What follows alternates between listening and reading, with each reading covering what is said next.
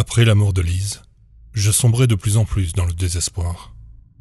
Les jours commençaient à se confondre, et je me battais de moins en moins contre mes ficelles. J'avais l'impression d'être à la fois traîné physiquement par les cordes, et mentalement je renonçais à me battre.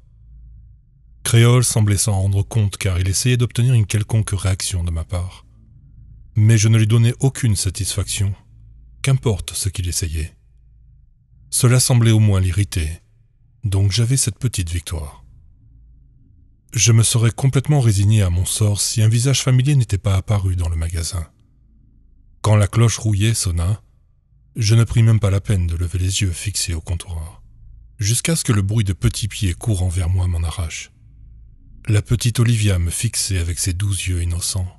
« Waouh, tu ressembles à Monsieur King Créole !» a dit Olivia. J'avais presque oublié la petite fille et sa nouvelle maman anglaise. Je la regardais et pour la première fois depuis quelques jours, j'ai souri.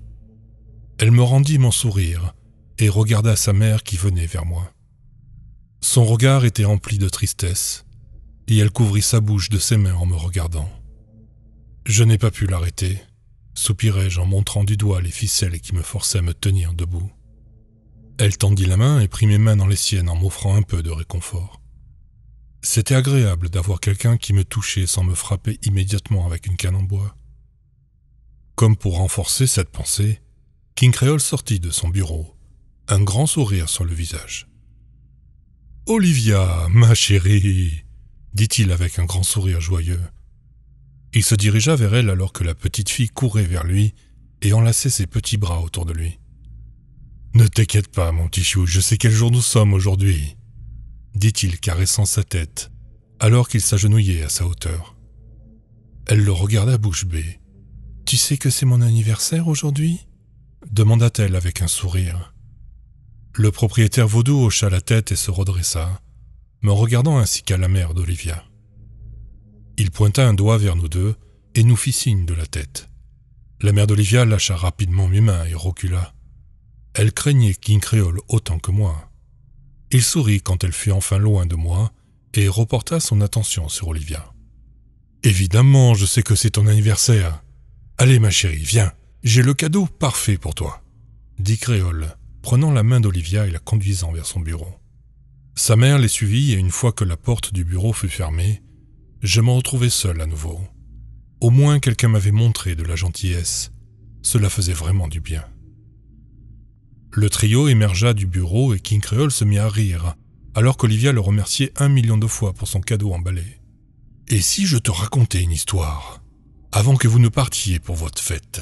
demanda-t-il à Olivia. Elle acquiesça rapidement et sauta sur place, remettant le cadeau à sa mère et voulant vraiment entendre son histoire. « Travis, mon garçon, amène cette chaise à bascule et ton vieux tabouret ici, » m'ordonna-t-il. J'acquiesçai et apportai les 2 chaises.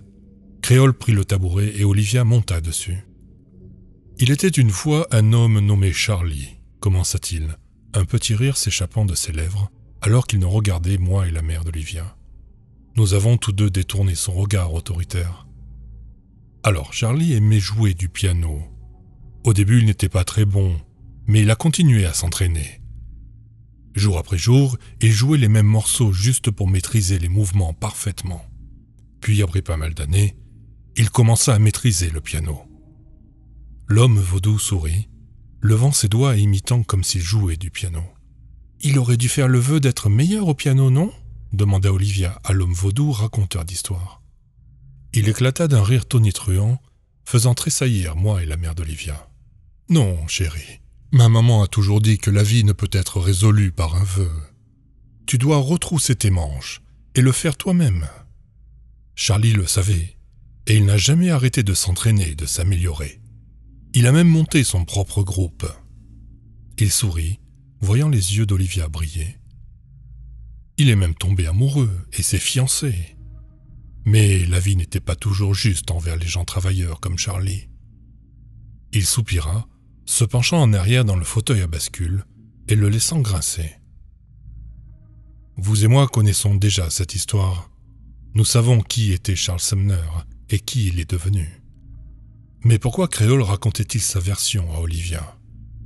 Surtout le jour de son anniversaire. Le meurtre brutal de Charles Sumner n'est pas vraiment le genre d'histoire à raconter aux enfants. « Qu'est-il arrivé à Charlie ?» demanda Olivia, le regard inquiet, alors qu'elle se rapprochait du bord du tabouret pour regarder King Créole. Le sourire de l'homme vaudou s'élargit alors que la chaise à bascule le ramenait plus près d'Olivia.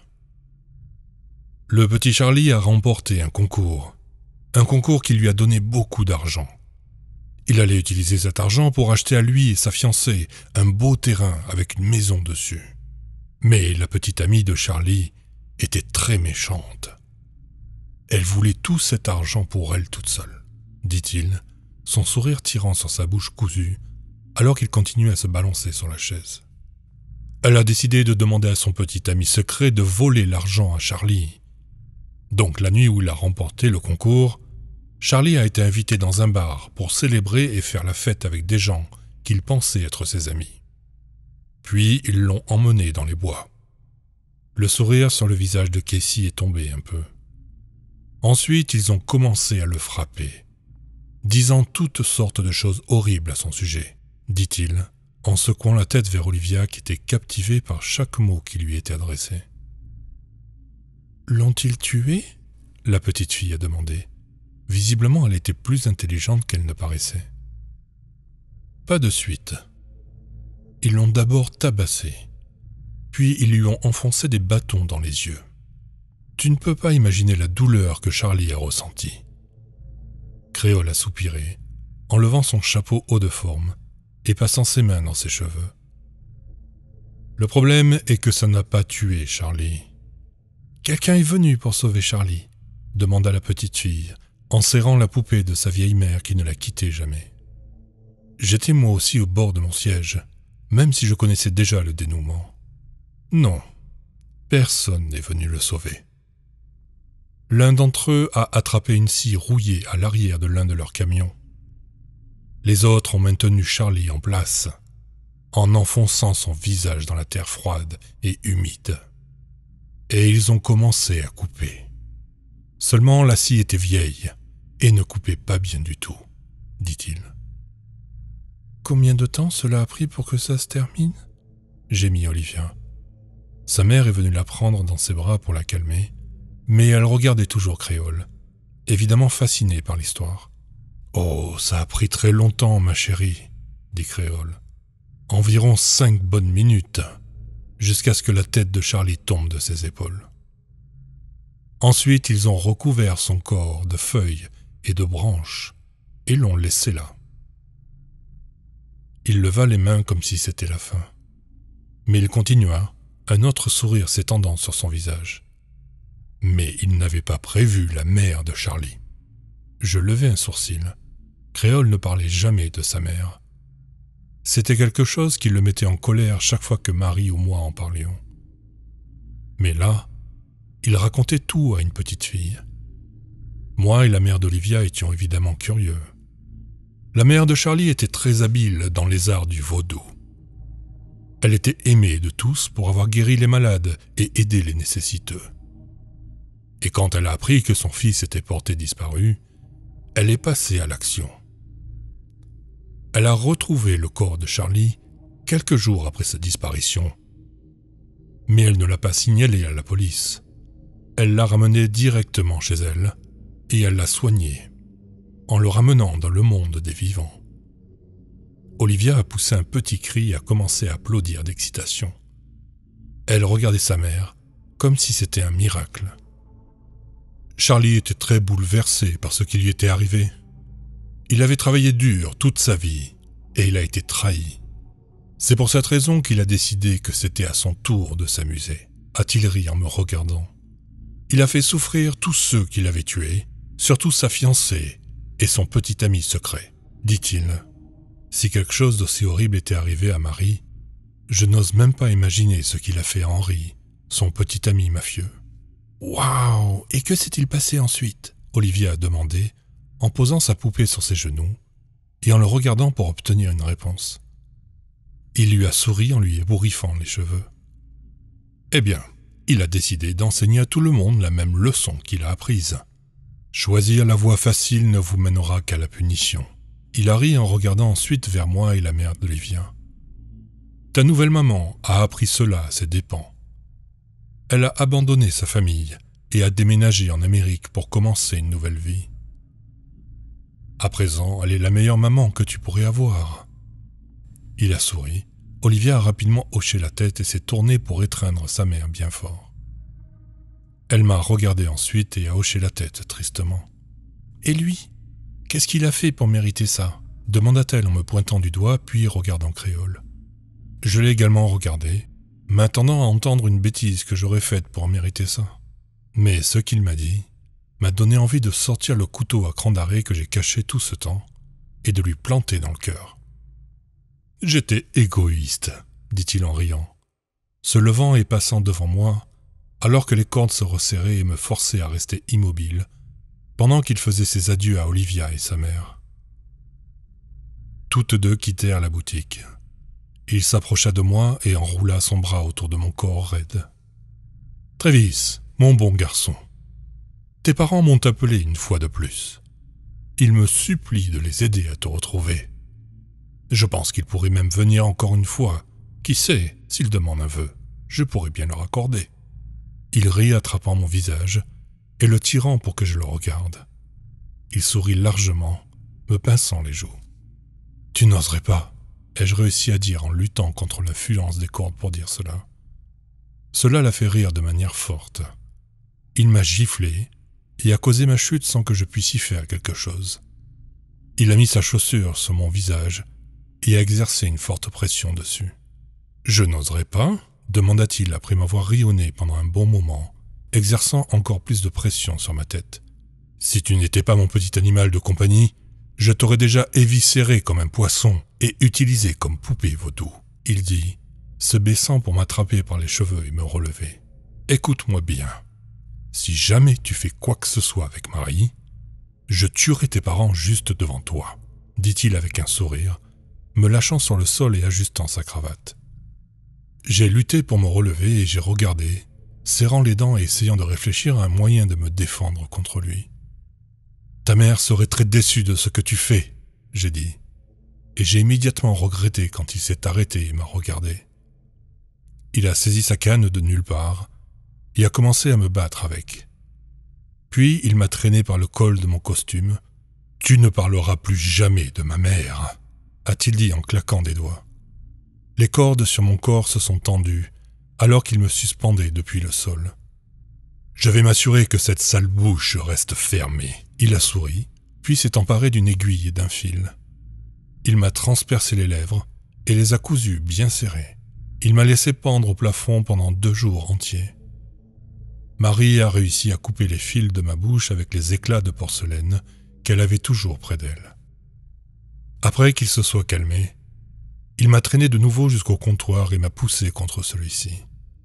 Pointant un doigt sur mon visage, le vaudou humain qui était King Créole m'a proféré une menace qui m'a glacé le sang. « Tu dépasses encore les bornes, et je transformerai tes parents en poupées et les brûlerai devant toi, » a-t-il dit, s'éloignant de moi. « Il faut absolument que je l'arrête. Je dois le tuer. » Jusqu'à présent, la seule chose que j'avais était le couteau à cran d'arrêt et Marie. De plus, j'ai toujours la clé du sous-sol que la poupée du comptoir m'a donnée. Créole n'a apparemment pas remarqué, ou il a une quantité infinie de clés car il descend tous les jours pour battre Marie et faire ses immondices. Quand il est descendu aujourd'hui, je m'attendais à entendre le bruit de porcelaine qui se brise comme d'habitude. Mais cette fois-ci, j'ai entendu du piano. Laissez-moi vous dire qu'entendre n'importe quel type de musique briser le silence assourdissant de la boutique était comme entendre la voix d'un ange.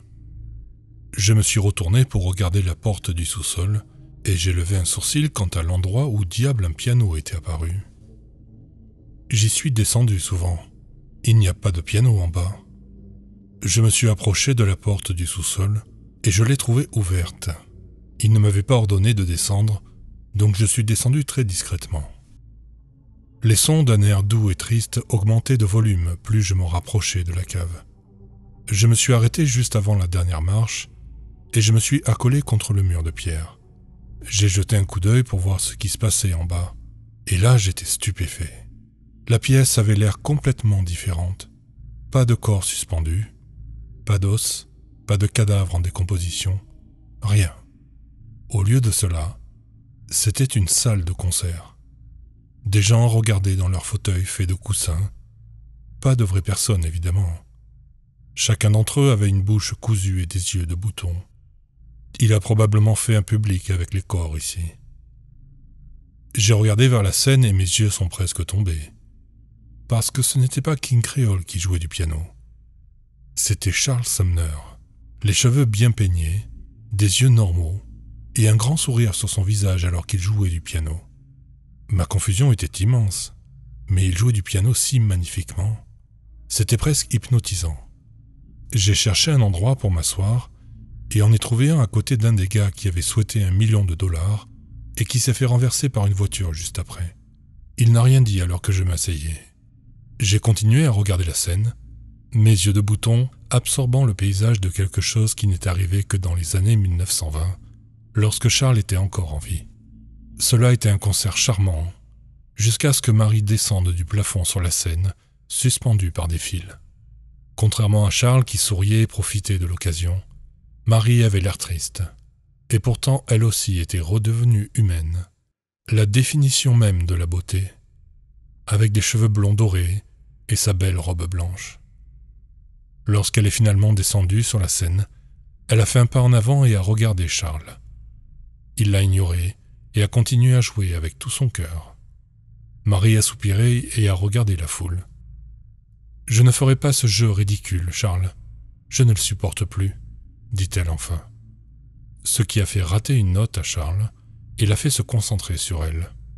En se levant, j'ai senti mon sang se glacer alors qu'il s'éloignait du piano et commençait à marcher vers elle. J'ai enlevé le couteau de ma chaussure. Oui, je l'avais caché dans mes chaussures tout ce temps. « Écoute bien, traînez », dit Charles depuis la scène. Sa colère était évidente et émanait de lui. Il s'approcha de Marie et l'attrapa par la gorge, la femme suffoquant et commençant à le frapper sur la poitrine. « Tu sais quel jour on est aujourd'hui, alors tu ferais mieux de chanter. Sinon, je veillerai à ce que ta punition éternelle devienne encore plus pire, » menaça-t-il. Elle leva une autre main pour le frapper, mais il l'intercepta et la projeta au sol. La femme toussa et cracha, avant qu'un morceau entier de son visage ne tombe entre ses mains. Sa peau se fissura de partout, puis elle retrouva sa forme de porcelaine. « Très bien alors. »« Oh, Travis !» Charles demanda soudain. Il se retourna vers moi en pivotant sur ses talons et me regarda. Je me figeai et fourrai rapidement le couteau dans ma poche. Je regardai autour de moi et vis que chaque personne dans la foule me regardait. « Viens par ici, mon garçon. J'ai besoin de tes services, » ricana-t-il en retournant au piano. Il s'assit avec un certain flair dramatique et commença à jouer quelques notes d'entraînement. Ces notes firent trembler mes cordes et bientôt je fus obligé de me lever et de marcher jusqu'à la scène. Mes boutons regardèrent Marie pendant que je la dépassais et prenais sa place sur la scène. Je regardai ensuite Charles qui me fit signe et recommença à jouer de la musique. Dès qu'il le fit, les cordes se resserrèrent plus que jamais et commencèrent à me forcer à danser. Normalement, je ne sais pas danser. Je ressens plus à un poisson qui se débat qu'à autre chose. Mais les cordes me forcèrent à danser aussi élégamment que n'importe quel danseur professionnel. Cela ne serait pas trop un problème, sauf pour le fait que chaque mouvement que les cordes me faisaient faire me causait plus de douleur que je ne pourrais même commencer à vous expliquer. Chaque traction de ces cordes donnait l'impression que chaque membre était arraché de son articulation et que ma peau était enlevée avec un épluche-légumes. Je hurlais à chaque traction de corde, à chaque mouvement de danse. À chaque note des touches du piano de Charles, c'était comme une autre épluchure de ma peau. Marie regardait avec horreur pendant que je criais et suppliais qu'il arrête. Elle finit par se lever. « Assez, je vais chanter », a-t-elle finalement dit. Charles s'est arrêté de jouer et s'est tourné vers elle. Je me suis effondré sur le sol, pleurant et gémissant de douleur. Marie s'est approchée de moi et a posé délicatement sa main sur moi. Elle a reculé en sursautant quand j'ai gémi de douleur. « Tu ferais mieux de commencer, avant que je le force à danser à nouveau, » a menacé Charles. Ses doigts planaient au-dessus des touches et prêts à me forcer à me lever à nouveau. Marie a soupiré et pris une profonde respiration en regardant la foule. Et elle a commencé à chanter, pas comme des paroles, mais comme une chanteuse d'opéra pourrait le faire. C'était incroyable. Tout comme la façon dont Charles jouait du piano. Ils allaient parfaitement ensemble. Charles a recommencé à jouer pendant que Marie chantait de tout son cœur. Je regardais juste depuis la scène, complètement captivé alors que mon corps endolori se remettait petit à petit. Le spectacle était d'une pure beauté. C'était presque céleste. Je ne pensais pas qu'un monstre comme lui pouvait produire quelque chose d'aussi beau. Ils finirent leur magnifique aria, puis Créole s'est levé du piano, s'en est éloigné et a salué la foule.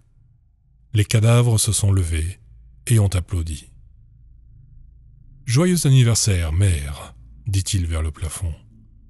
Puis il a baissé la tête, a soufflé légèrement et la scène s'est mise à disparaître. Je ne sais pas comment il a fait, je ne peux même pas cligner des yeux et pourtant en un clin d'œil, le sous-sol est redevenu ce qu'il était. Créole était de retour, mettant son haut de forme sur sa tête et soupirant par son nez. « J'espère qu'elle brûle en enfer, comme tu le feras », cracha Marie, faisant pivoter rapidement Créole qui la gifla violemment, envoyant des éclats de porcelaine sur le sol et projetant Marie contre le mur. Créole se tourna alors vers moi et sourit. Puis Casey remonta les escaliers probablement pour aller dans son bureau. Je suis allé vers Marie et l'ai aidée à se relever. Je lui ai donné ses morceaux cassés et elle m'a remercié. « Je suppose qu'il a fait ça tous les ans ?» lui ai-je demandé en m'asseyant à côté d'elle. Elle a fait oui de la tête en posant sa tête contre le mur de pierre contre lequel nous étions assis. « C'est un hommage à sa mère, pour l'avoir ramenée à la vie et pour être une bonne mère, je suppose. » expliqua-t-elle en me regardant de son œil unique, en soupirant et en secouant la tête, avant de regarder les os et les corps qui jonchaient le sol. « Je ne suis pas mieux que lui. Je mange tout ce qu'il envoie ici, juste pour pouvoir restaurer les parties de mon corps. Si je voulais vraiment en finir, il suffirait que j'arrête de manger. Et pourtant, je suis toujours là, après toutes ces décennies, dit-elle en riant tristement. Elle me regarda et tendit une main pour toucher mon visage, ce qui me fit sursauter. Mais elle caressa doucement mes joues peintes en rouge. « Ça te va bien, une touche de couleur était nécessaire. » Je préférais une couleur humaine, ai-je ri, la laissant me toucher pendant une seconde avant de me retirer. Je ne sais pas si c'est parce qu'elle est la seule à qui parler dans cet endroit horrible, mais c'est réconfortant de savoir qu'elle se soucie de moi. Du moins assez pour arrêter ma souffrance quand elle le peut. Notre moment a été interrompu par un coup violent à l'arrière de ma tête. Je suis tombé sur les genoux. Quand j'ai relevé la tête, j'ai vu Créole, l'air furieux. « Tu essaies de voler mon animal de compagnie, traîné ?» a-t-il dit en levant sa canne et en la frappant si fort qu'il lui brisa une bonne partie de son visage. Lorsque j'ai repris mes esprits et j'ai vu ce qu'il lui avait fait, j'ai décidé d'agir. Sortant le couteau de ma poche, j'ai levé la lame et saisi King Créole par l'épaule. En le retournant, il me regarda avec une confusion et une fureur absolue lorsque je lui ai tranché la gorge avec la lame. J'ai réussi à couper presque toute sa cicatrice frontale, provoquant une grande éclaboussure de liquide noir qui jaillissait de sa gorge et le fit trébucher sur le sol. Tout en maintenant sa gorge, il a dit « Mais quel idiot! Qu'as-tu fait ?» me fixant avec la rage d'un animal. Agissant à l'instinct, je lui ai donné un coup de pied à la tête, brisant encore plus ses points de suture, faisant couler encore plus de liquide hors de lui. Je me suis reculé et j'ai lâché le couteau. En regardant Marie, elle remettait son visage en place et me regardait avec émerveillement pour ce que je venais de faire. Cela n'a pas duré longtemps car l'homme vaudou s'est relevé, la tête pendante sur son épaule et en riant de moi. Il a facilement remis sa tête en place, a sorti le fil et l'aiguille qui ont commencé à recoudre son cou. Je me suis éloigné de lui, me baissant rapidement pour reprendre le couteau. « Tu as vraiment mis la vie de ta famille en danger pour une traînée comme elle ?» a-t-il dit en riant, clairement très en colère, essayant de le cacher derrière un sourire forcé. Quand le fil et l'aiguille flottants ont fini, ils sont tombés dans sa main et il les a soigneusement mis dans sa poche.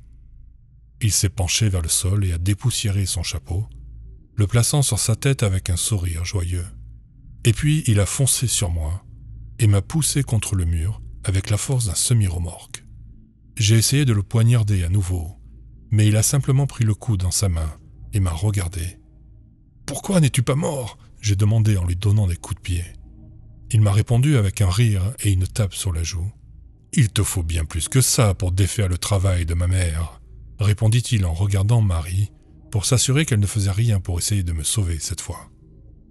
Puis il me regarda et observa le couteau planté dans sa main avant de dire « On dirait que je vais rendre visite à tes parents. » Il ricana en éloignant sa tête de la mienne, alors que j'essayais de lui donner un coup de tête, de le mordre, tout ce que je pouvais en fait. « Ne fais pas ça, espèce de psychopathe !» hurlai-je en essayant désespérément de me libérer de son emprise. Mais il ne fit que regarder et rire, tel un animal jouant avec sa nourriture. Il avait le dessus sur moi, et j'avais perdu mon seul avantage contre lui. Il me jeta au sol et piétina ma tête alors qu'il me regardait. « Je vais faire mieux que ça, Travis. Et si je les amenais ici et leur montrais que tu es en vie et en bonne santé, et ensuite, je ferai en sorte que tu les tues pour moi, » dit-il avec un rire maniaque. Il appuya son talon sur mon crâne, ce qui me fit me débattre et essayer de le repousser. Mais je sentis la force des cordes, et tout d'un coup ma rage s'est transformée en un grand sourire. « Cela me convient parfaitement, monsieur. Je vais préparer les outils pour vous, » dis-je joyeusement, alors qu'il levait son pied et me laissait me relever. Il sourit en me regardant et hocha la tête. « C'est excellent, Travis. Je parie qu'ils seront tellement heureux de te voir. Imagine seulement leur expression quand tu leur trancheras la peau et m'aideras à les transformer en poupées, » dit-il avec un autre rire enfantin.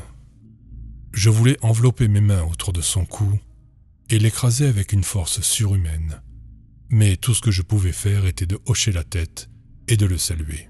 « Je suis impatient, monsieur, » ai-je déclaré. Il a fait un signe de tête et a ébouriffé mes cheveux peignés. Il a ensuite monté les escaliers avant de s'arrêter soudainement et de se retourner vers moi. « Travis, sois un bon garçon et apporte la canne de ton maître, » dit-il. J'ai tourné la tête pour regarder l'objet sur le sol, les ramasser et le lui ai donné. « C'est bien, mon garçon, » dit-il, le couteau toujours planté dans sa main. Puis il est retourné dans son bureau. « Eh bien, j'ai gâché ma seule chance de le tuer. Et maintenant, il sera de retour avec mes parents d'un moment à l'autre. Et tout est de ma faute. J'aurais dû le décapiter complètement. Peut-être que ça aurait marché. Je ne sais plus. Je suis allongé sur le sol du magasin en train de pleurer depuis environ 5 minutes. Enfin, je l'étais, parce que je pense que j'ai une autre chance. La poupée vaudou du comptoir vient de me donner une lame de ciseaux. Cette fois, je vais pas me rater. Et je vais sauver mes parents. Je le promets.